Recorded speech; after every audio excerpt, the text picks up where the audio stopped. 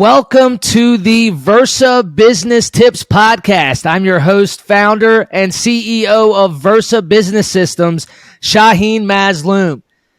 We are here with two very special guests today that essentially have their doctorates in money. They do wealth management. They're the king and queen of money. Extremely successful power couple, Chelsea and Martin Matthews. Thanks for joining us today, guys. Great to be here with you. Absolutely. Pleasure to meet you guys. So for our listeners that don't know you, explain to me a little bit about your expertise and what you guys do. We like to think of ourselves like wealth architects, so what we like to do is customize strategies for our clients.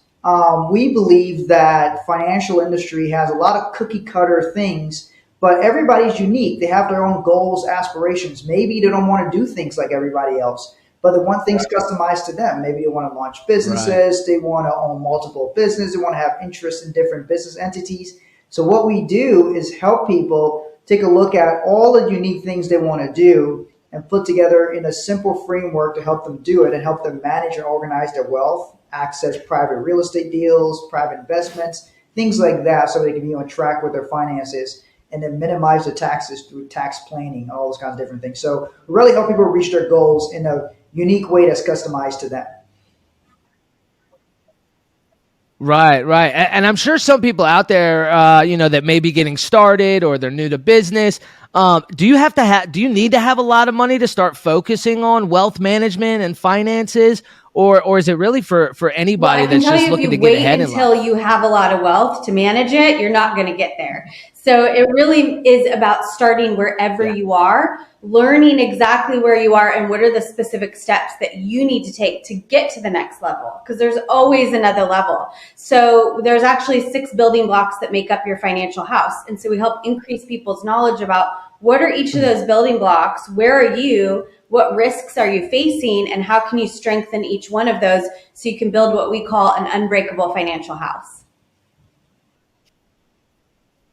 I like that. Yeah, very true. I was in a mastermind a few weeks ago, and they were explaining that. Somebody raised their hand, and they were like, I barely got $1 to my name. Do I even need to worry about management? And they're like, look, you're going to have much bigger problems if you end up making a few $1 million this year and you don't have things in place. All that money's going to go to the government.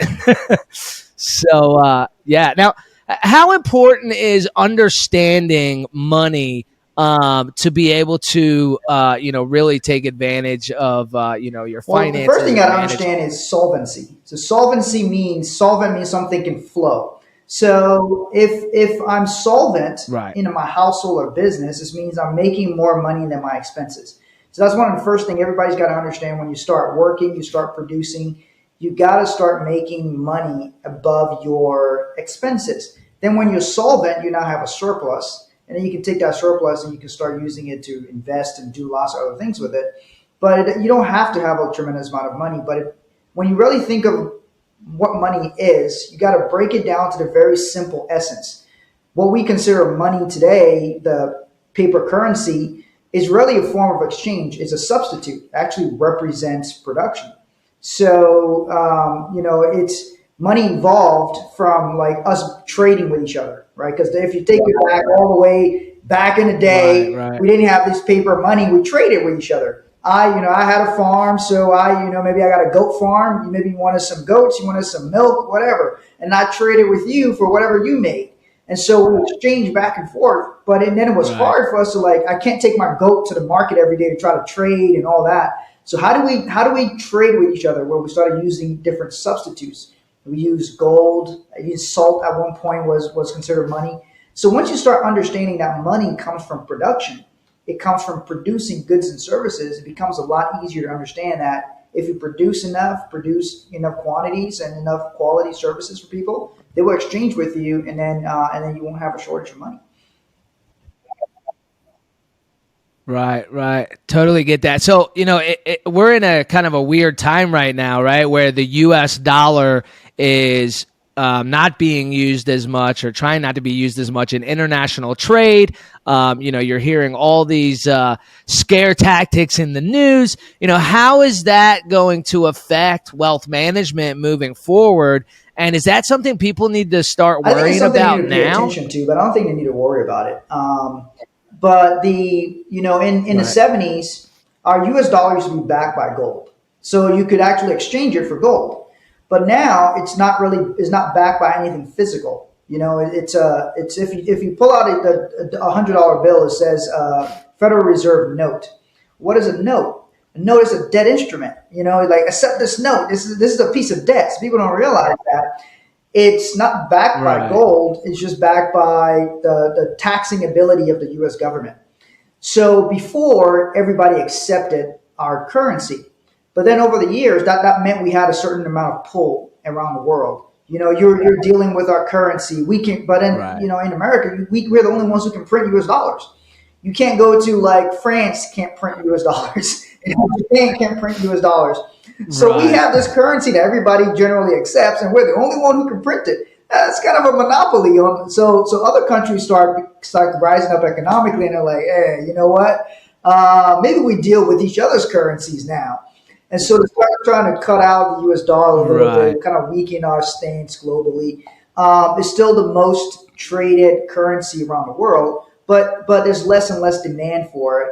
Like oil countries are kind of trading with each other. China and Russia, they're trying to trade in their own currencies. That kind of freaks out the U.S. a little bit. It's why we believe in having multiple asset classes, like having real estate where you have a physical asset.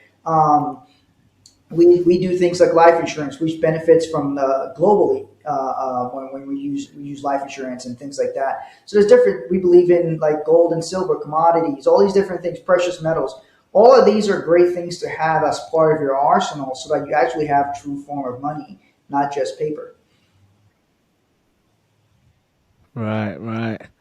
Wow, it's your guys' wealth of knowledge is amazing. I always think about things that our parents told us when we were younger, right? Like save money for a rainy day. Your parents never taught you about investing, right? Or money management or wealth management or whatever.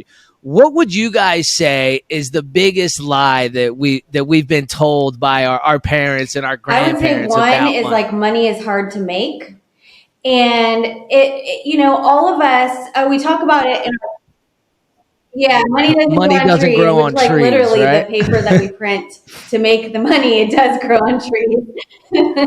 But I would say, depending on our experience growing up, it really shapes our what we call money personality. And so one person could grow up hearing, oh, money is made to be spent. Or another person could be, growing up hearing money is really hard to be made. And so then that shapes our beliefs and our habits around money. And then when we grow up and we try to make financial decisions based on these lies that we've heard, and then we go try to get into business or relationship with other people who have different money personalities and different habits and beliefs, it just causes this conflict. And so really you have to be able to really evaluate the data and the information that you were given and sort out what is true and what is not, and what is going to help you to get ahead. Right. Yeah, so true. That's always been my favorite one. Money doesn't grow on trees. Well, it's paper, but okay. So explain to me a little bit about your guys' entrepreneur journey. Have you guys always been entrepreneurs? I mean, how did you guys get started? When I was a kid, I grew up in Liberia, West Africa. That's where I was born. And in Liberia, there's zero middle class. There's very poor people and there's people with some money. And my father used to be Secretary of State for my country. And every day people would come to my house, ask us for money. And I used to sit in a corner and listen to their stories. And I'm like, damn, this money thing must be important to people, because it's like every day they come here to beg for it. And I mean, they're like every single day, there'll be a lot of people coming asking for money. And so I was like, okay, so why are people poor? That was my question. I was like, why money's important to them. Why is everybody poor in this country? And so it didn't make sense to me. And I wanted to understand that. So my first thing was, I thought, well, I should start a business. So when I was like 12 years old, I started my first little business, and it was called Jerry and Martin's Credit Union. I had an older brother named Jerry, and I was like, 12 years so old, a I credit was going union? to start this credit union, and the whole idea was we would lend money to poor people, and they would pay us back with a little tiny bit of profit, right? So, and I don't know where these ideas came from. This is I wasn't reading about credit unions at 12 years old. So I don't know where these ideas came from. They came from somewhere. Right. So obviously they originate from within me. So somehow I had the perspective to notice that. And so I got a little bit of money, and I had this little notebook, and I said, okay, that's going to be my first business I'm going to start. And I lent people the money, and nobody paid me back. So the business probably failed. I had no way to collect the money. I was too small to be kind of an enforcer to go try to. So basically, we called it Jamku, Jerry and Martin's Credit Union. And I ran everything. My brother, I just named it because it sounded cool, but he was not really involved at all. And so I had no way of collecting any of my money back. So the business promptly failed.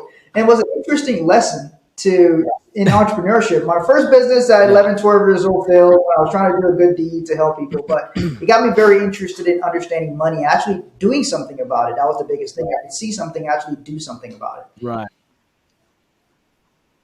Right. Very cool. Yeah, I started my first business when I was 7, cutting grass, plowing snow, raking leaves. And I didn't make any money either. My sister ended up taking it all and buying her first car. So it didn't work out. So I learned some very valuable lessons in my first business as well.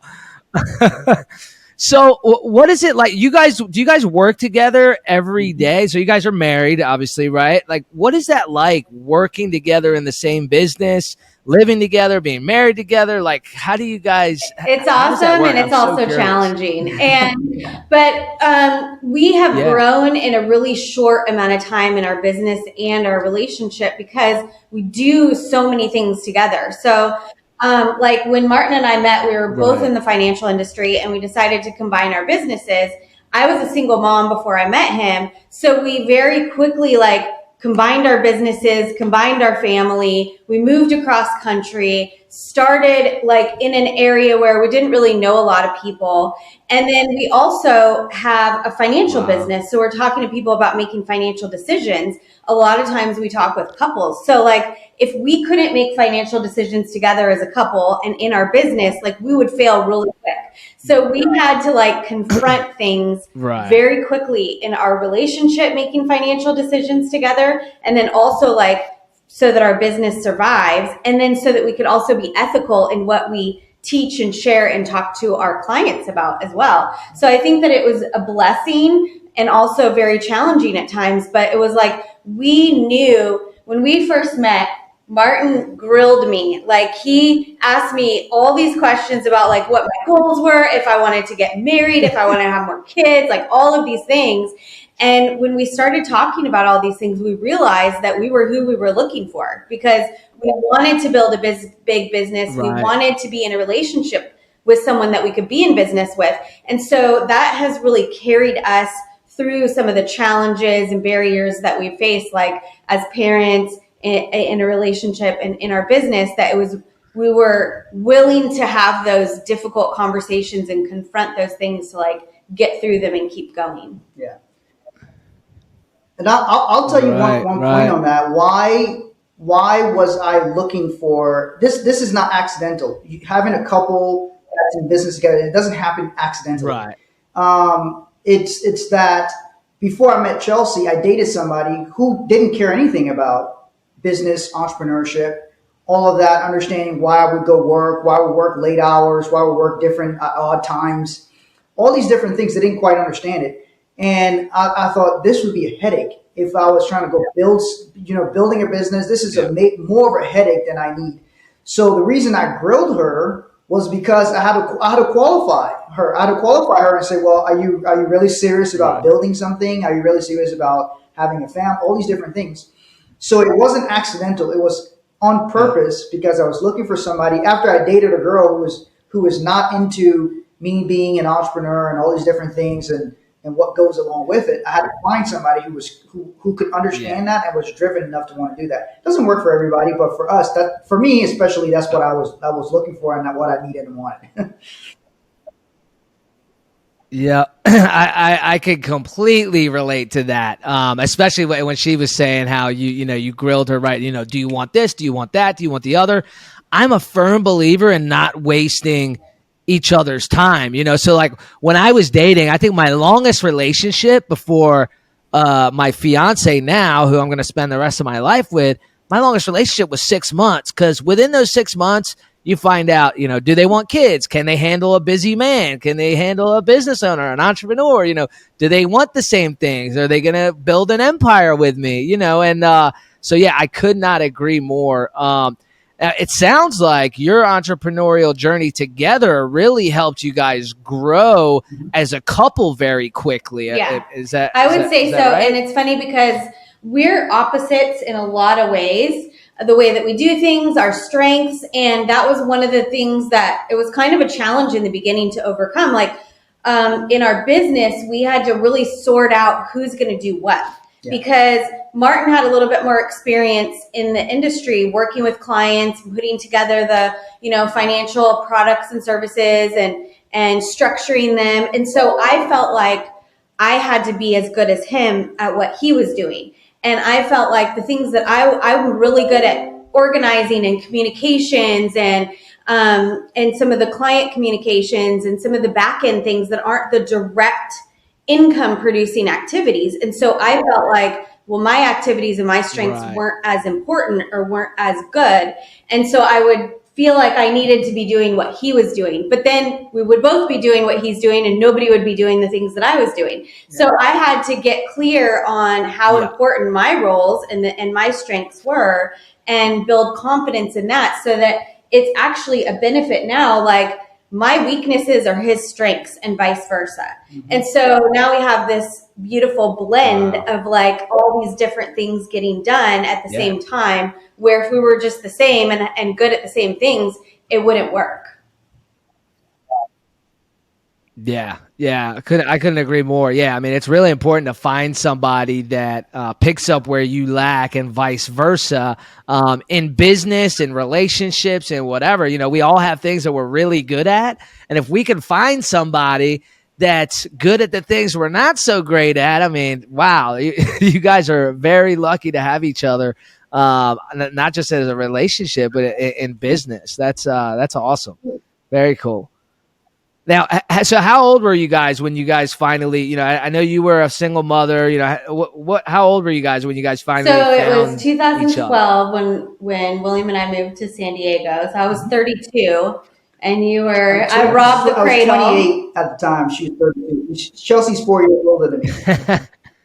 Hey, yeah, my fiance's got 10 I think years for certain men, an older woman, the girl I dated before Chelsea was younger than me, and I think it was just kind of too immature for what my needs were, what I was trying to do.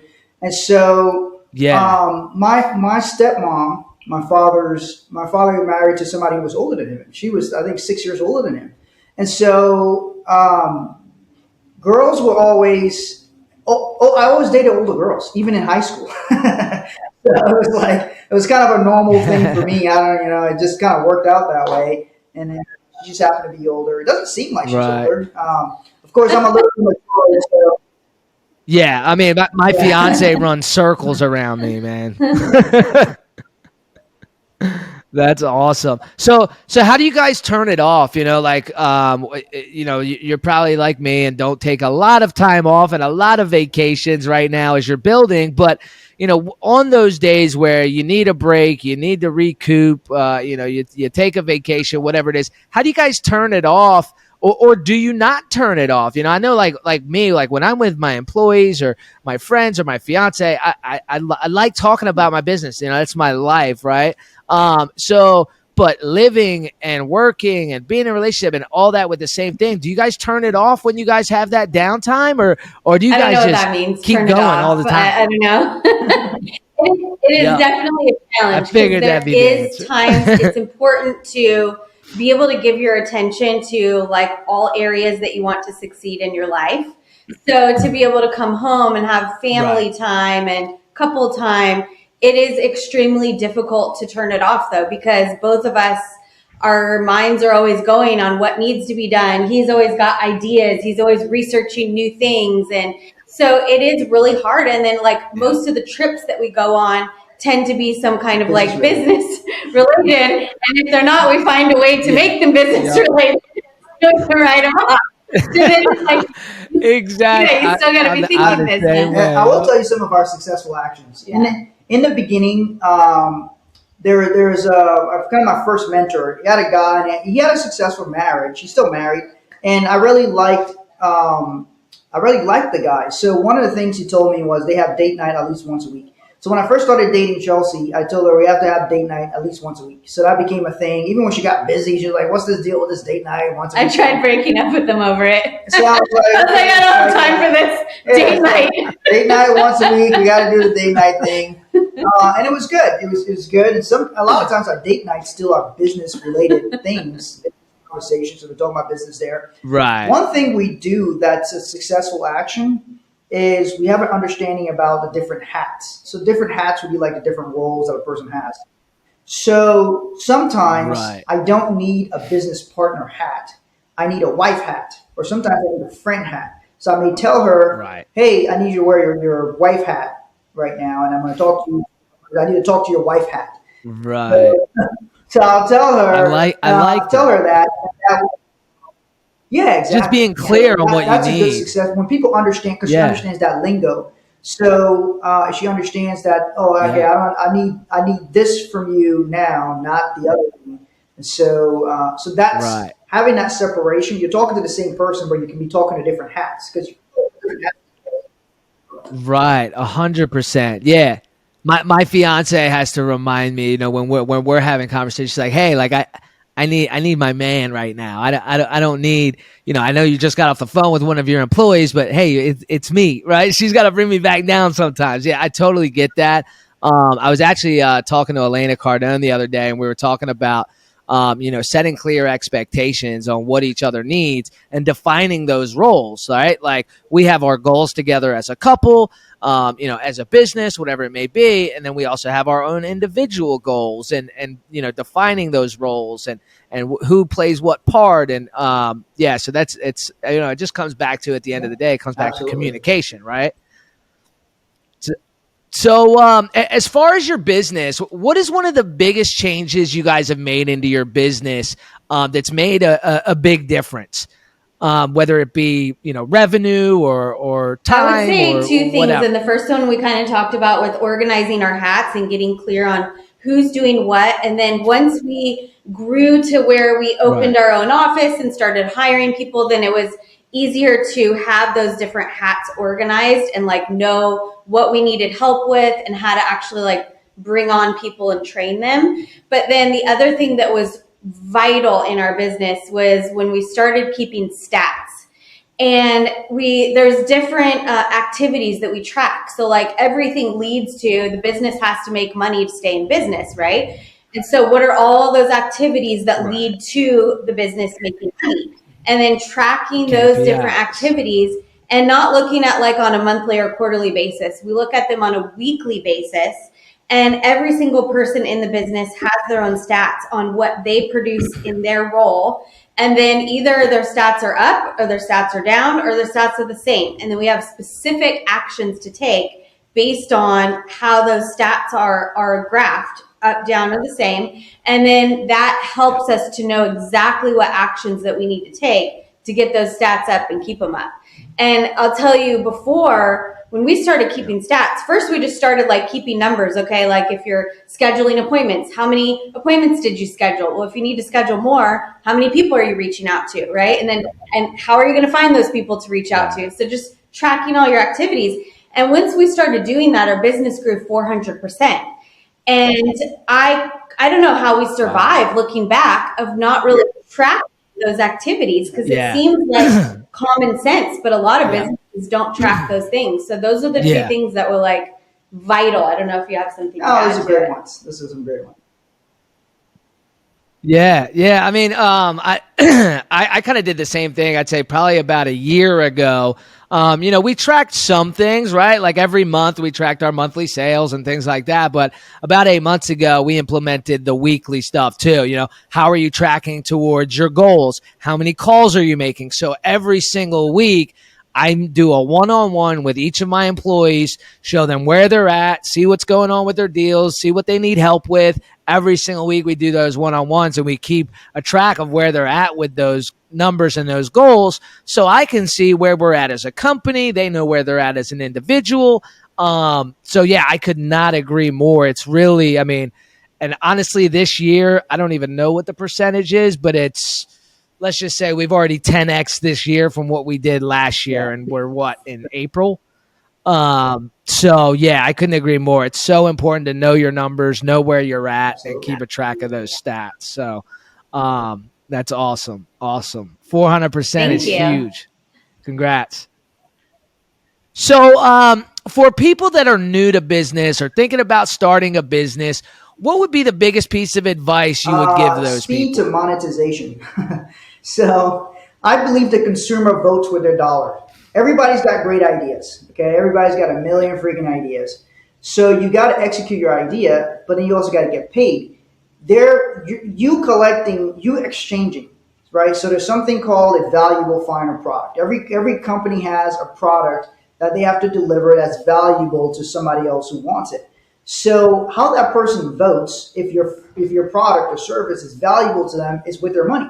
So they exchange the money with you, and that proves to the public that person says, okay, this product is valuable. It's valuable enough that I'm going to exchange some of my valuable money with you for your product or service. So to the degree that you can then take the idea and the speed with which you can then get that idea into some kind of form, into the marketplace, and get somebody to exchange with you that validates if the idea works or not. Because, yeah, I might think I have a great idea, but will somebody pay for it? If somebody isn't going to pay me for the idea, then I might as well just make the thing a hobby. But so you see the deal, that's my test. Absolutely. That's the validation. Oh, enough people want to buy this service? Okay, great. Now let's expand it let's expand the reach, the audience for this service. Oh, nobody wants to buy this service? Well, I'm glad I didn't spend a year trying to put it all together. So that's the thing. If you're getting started in business, figure out what you can, what skill, what product, what service you have that the marketplace seems to want. And then how quickly can you get somebody to pay you for it? Right. And that validates if the idea is solid or not. Right.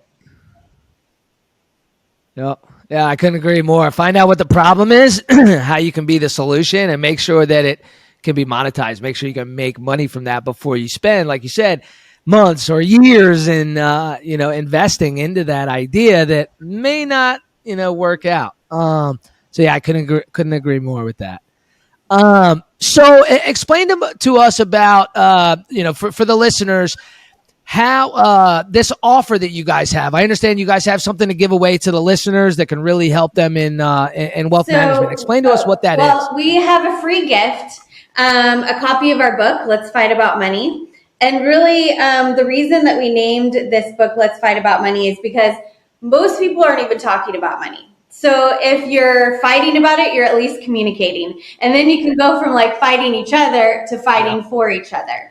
And so we talk about we share some personal stories, having financial conflicts and challenges, and how we really work through like communicating about money so we could get on the same page and really strengthen our financial house. So we have a free digital copy of our book, and for anyone who downloads the free ebook, we have a course also that it talks about how to use life insurance to buy real estate. You want to explain that one? Yeah. So it's very cool. It's a cool and interesting concept because one of the biggest challenges people have is you got to keep your money somewhere, right? You got to either keep your liquid money, or keep it in the bank, and you put some money in real estate and all these different things. Well, how do I leverage different tools to be able to buy real estate? Like you talked a lot about grant. Grant finances, a lot of these big deals. People may not realize that there are insurance companies that helps to finance grants real estate deals. A lot of big insurance companies will finance big real estate deals like that. So Grant will go to different financial institutions with that deal, and they'll come out with different things. So some of these deals have been financed by insurance companies. So why do insurance companies finance real estate deals? Because real estate cash flows. It's a physical asset. The insurance company takes in a lot of money every month from policyholders. That money's got to be put towards something. So instead of just keeping the capital sitting idle, they put it into certain asset classes. Real estate happens to be one of them. So they would lend to an operator like Grant to buy big real estate deals, and they get a piece of, they get their piece of the cash flow off that. So yeah, so now how do I do that on my own individual scale? Well, you can, as you're building your business, you're building your wealth, look, things can happen. And so life insurance is a key part of your overall financial plan because it ensures the financial survival of the household and the business if something happens to the income earner. Now, of course, you get to a point where you become really, really rich, but then life insurance even becomes even more important because there's something called estate taxes. So recently, in February 2023, the U.S. Treasury received a payment of $7 billion from a taxpayer. This is somebody who died.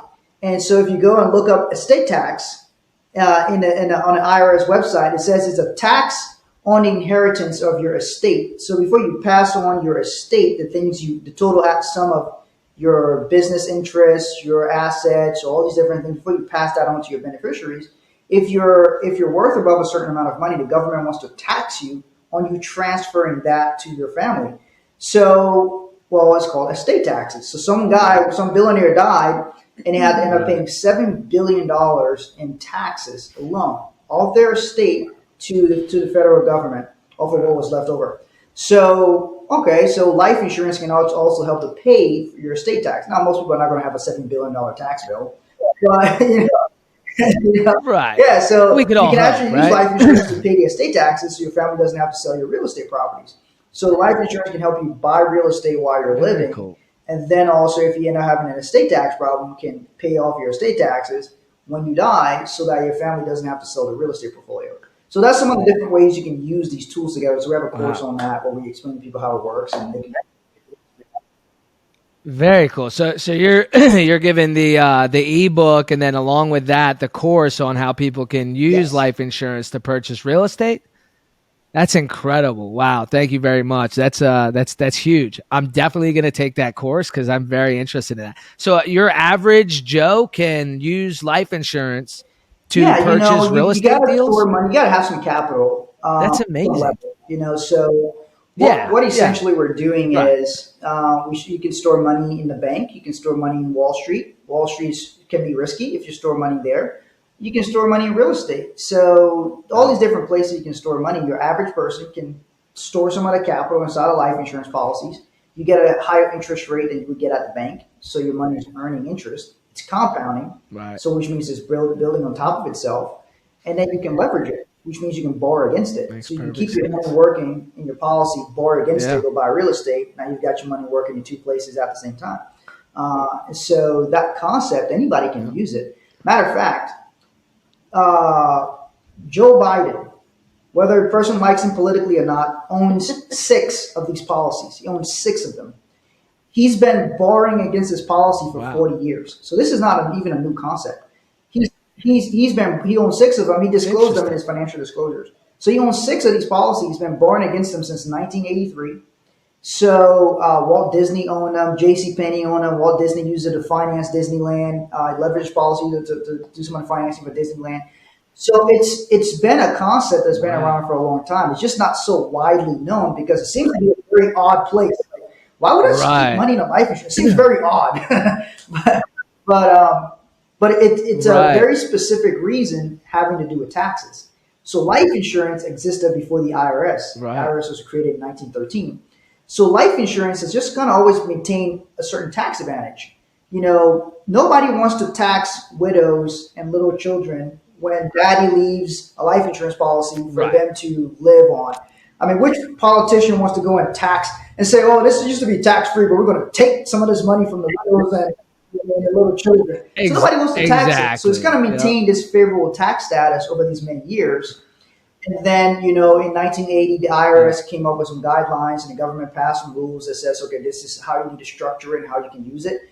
But life insurance has always had these tax advantages that other financial vehicles don't necessarily have because it has its own tax code. It has a tax code that regulates life insurance policies and shows you how you can use it and how you can leverage it. It's all there in the tax code. Yep. Right.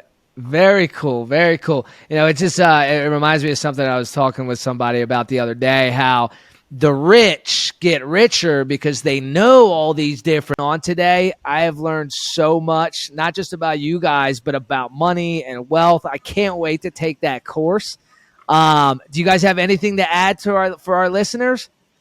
I just want to thank you for having us on, and definitely if you guys have any questions, download the book and we can reach out to you, and we're happy to help with any questions that you may have. Yeah, thanks, Shaheen. We appreciate you. Appreciate you doing this podcast to help business people. I appreciate all you do because, one of the biggest things that one of the most able people on this planet are businesses and small business owners, the people who work for small businesses, because they're making it happen. They're helping a small business to grow versus just a massive, big, giant corporation where you can get lost in there.